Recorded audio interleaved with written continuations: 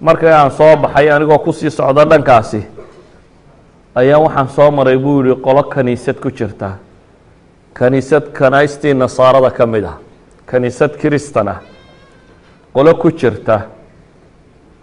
dabeetana waxaan maqlay buu leeyay kaniisadaas oo lagu tukanayo oo baryadoodii iyo alla barigoodii baan maqlay. horena waxaasoo kale uma maqal buu yidhi, anu diintaydun baan ku ekaaye taa kale horeba wax ugama maqal. maadaama aan ahaana nin la ilaalinayo inta badan gurigiiyo meelahan iskaga xidhan waxba kama warhayn buu yidhi. markii aan codadkoodii iyo wuxoodii maqlay ayaan isiri buu yihi war bal horta qoladana maadeegteed waxay meesha ku hayaan. waa nin fitradiisa ay ku abuurantay inuu xaq raadiyo, fitradiisa waa ta'amul walbaxth, inuu wax baadho. markaa waxaan isiri buu yihi bal eeg nimanka kani waxay hayaan. waanu soo galay buu yidhi, waxaan arkay sidii ay u tukanayeen iyo cibaadaadkii ay samaynayeen. waxaan markaa dareemay buu yidhi dabkaygii inay tari dhaanto diintan kale ee meesha lagu haysto iyo sidan ilaahay loo caabudayaa inay ka roon tahay dabkii anigu aan hurinaya aan caabudayay. markii aan arrinkoodii baan jeclaystay buu yidhi, sidii aan markaa u baxsinaya u raacraacayay nimankan warkoodii ayaa cadceeddiiba dhacday buu yidhi. maalin dhan buu ku qaatay meeshii iyo warraadinteedii. cadceeddii markay dhacday oo aanan aabbana wixii uu ii diray qabanin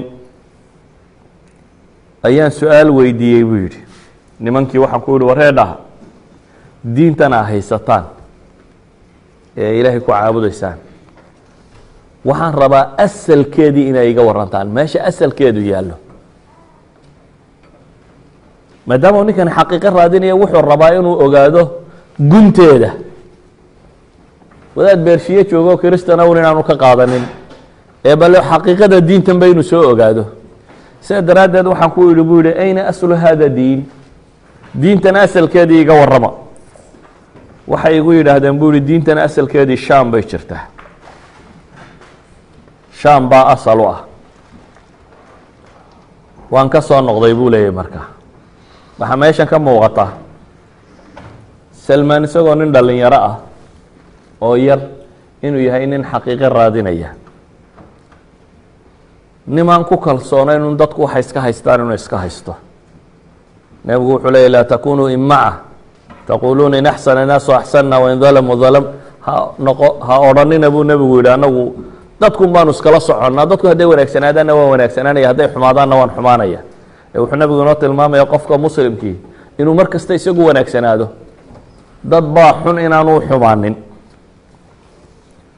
waxa uu yahay salmaan alfarisi nimaan ku dhaqmaynin inaa wajadnaa aabaana calaa umma wa inaa calaa aahaarihim muhtaduunkii. aabbayaasha ayaa diin haystay unaanana tii baanu iska haynayna aan ku dhaqmayn, laakiin xaqiiqu raadinaya. nimankii wuxuu ku yidhi asalkii diintan buu weydiiyey. wuxuu kaloo yidhi bal meeshiinaasi hadday cidi ka timaado ila soo socodsiiya. reerkoodii buu ku noqday.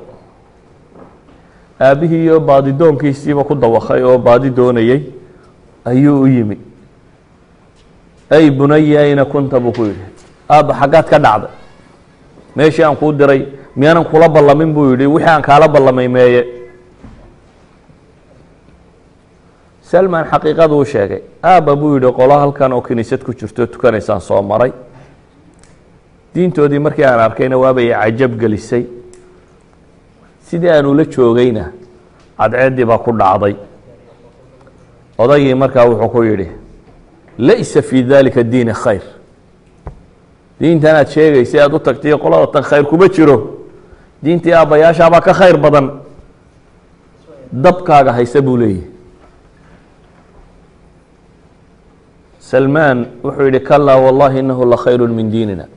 maya aabbo, ilaahay baan ku dhaartee tani iyada teena dhaanta, tanaynu haysanay ee dabka la caabudayay tan baa dhaanta.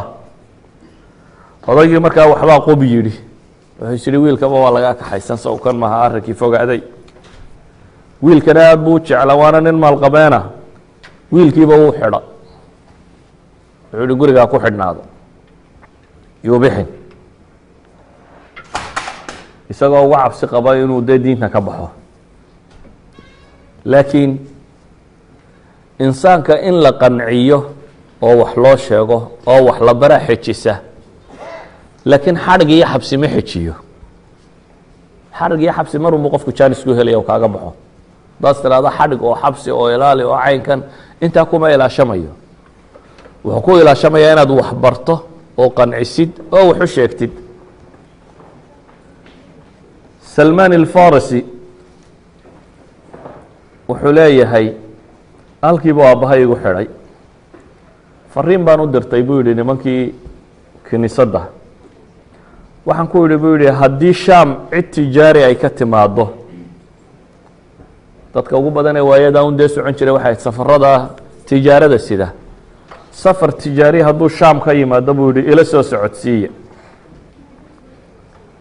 kadibna safar baa shaam ka yimi, waa loo yimi oo waa loo sheego waxaa la yidhi safar tujaara baa shaam ka yimi. salmaan wuxuu ku yidhi marka ay dantoodi iyo muraadkooda dhammaystaan ee ay noqonayaan, markaa uuni soo ogeysiiya. safarkani markuu xoolihiisa iibsadee wuxuu soo iibsanaya iibsadee dhammaysta danihiisa ee ay noqosho ku jiraan, markaa uun iisoo sheega baan ku yidhi buu yidhi.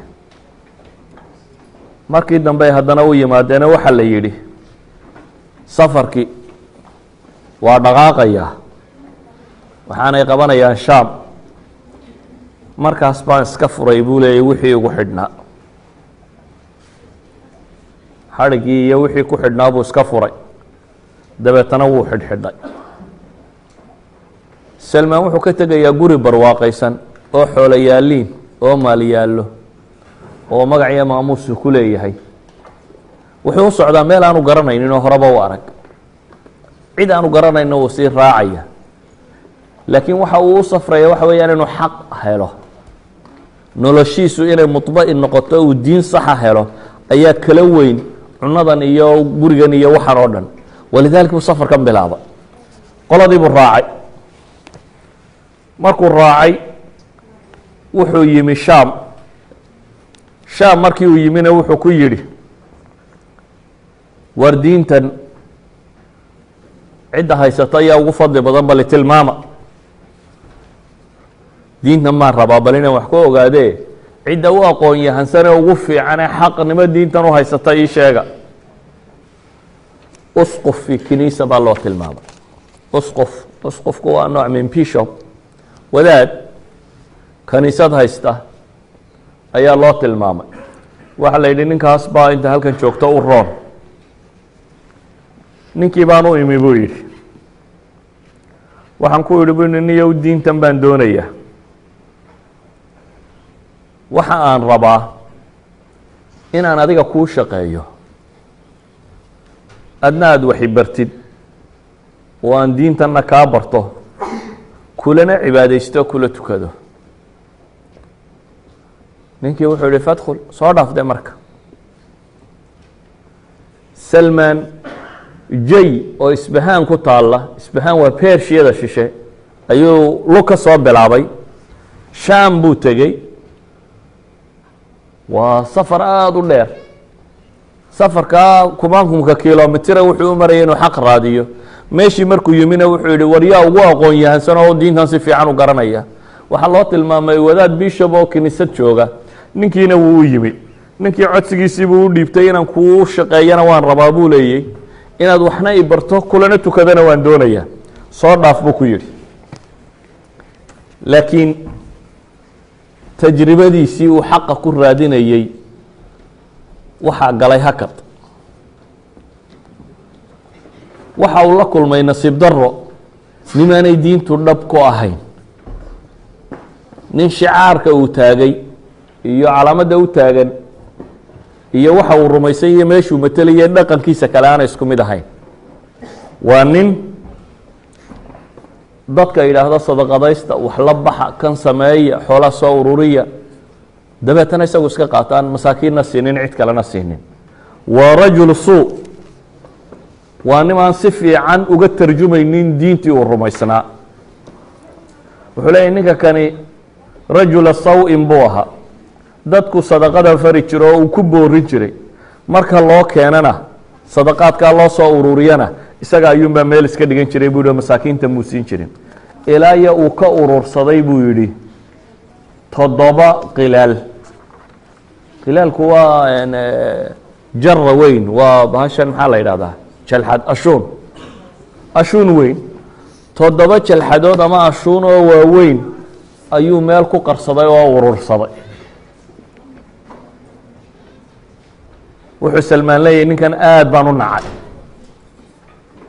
aad ayaan u nacay waad nacaysaa qofka markaad xaqiiqadiisa ogaato qof aad salahayd diin ka dugso oo isagu dadka khiyaameynaya oo guraya waxoogaagii masaakiinta loo ururiyey markaad aragto mabda-aya waxba uu ku nacsiinaya laakiin ninkani xaqiiqa raadis buu ahaa ninkan unbuu nacayo mu odhan maca diinta tan dadku wax khiyaameynayaan iska wuxuu arkay inuu ninkani si qaldan diinta uu isticmaalayo dhaqanka soomaalida waxaa ka mid ah ama soomaali badan baad arkaysaa carabta ha sheegi buu ku leeya war carabtu dad khayr le iyo dad xunba waa leeyihi waxaa laga yaabaa un mashkilad isaga ka soo martay nin carbeed ama waxoogaa lacaga ka qaaday ama dafiray ama adoonsaday ama eryaday ama waddan ka saaray ama intaa inuu ku saleeyo diinta dhammaanteedba diinta iyo carabnimadu waa kala nooc rajulu suu haddaad la kulantay ama rajulu saw-in nin xun haddaad la kulantay macnaheedu maaha inay diintu xun tahay salmaan wuxuu leeyahay ninkii baa geeriyooday markii ay damceen nasaaradii inay aasaan baa waxaan ku yidhi buu yihi waryaadhahe ninkani nin xun buu ahaa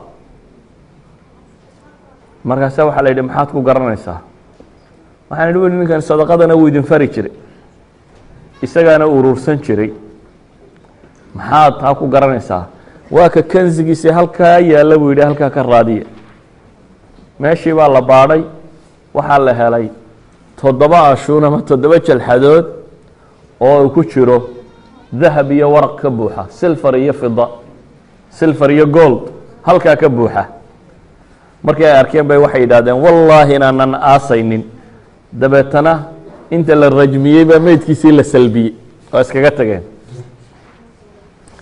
waa la isbaarbaaray kiniisadii nin kaloo sheekhaa la keenay ninkii sheekh ahaa salmaan wuxuu leeyahay ninkan dambe loo keenay nin baa lay keenay buu yidhi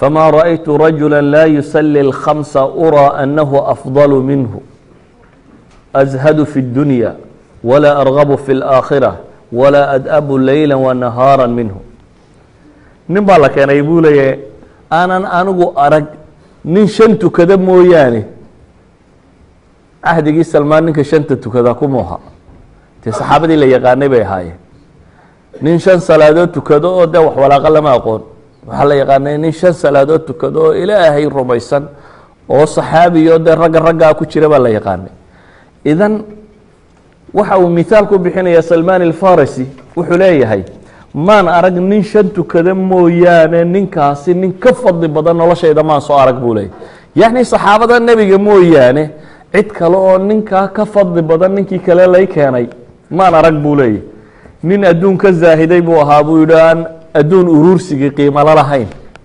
aakhiro u go-ay habeen iyo maalinba ilaahay baryaya dabeetana ninkan baan waxaan u jeclaaday buu yihi si qof loo jeclaado sida ugu badan si aanan cidba weliga u jeclaanin ayaa ninkan u jeclaaday rajulka saalixa ee qofka mabda uu jeclaysiiya rajulku hadduu dhab ka yahay mabda oo uu saalix yahay oo isagu multazim iyo tabaqayo wacdigiisa badani ma jeclaysiiyo laakiin waxa jeclaysiiya dhaqankan laga arkay ee ah sidoo islaamnimada uu tabaqayo ninkaas